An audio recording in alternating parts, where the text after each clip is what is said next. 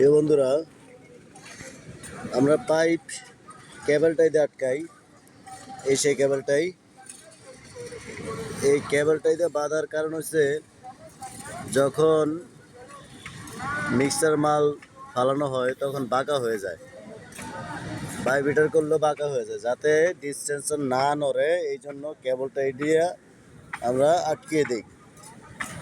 তারপরও কিছু কিছু জায়গায় হয়ে যায়, যেটা না দেখালেই না।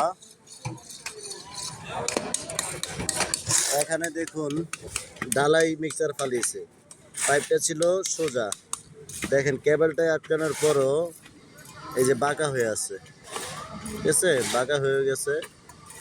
কিন্তু যদি পাইপটা ভালো করে না ঢুকানো থাকতো তাহলে বেরিয়ে যেত। যাই হোক, এটার সমস্যা হবে না ইনশাল্লাহ। কেবলটা ভালো করে আটকানোর ফলেও তাও হয়ে যায়, তাও ভালো করে চেষ্টা করবেন যাতে না বাঁকা হয়। ওকে, আল্লাহ হাফেজ, আসসালামু আলাইকুম।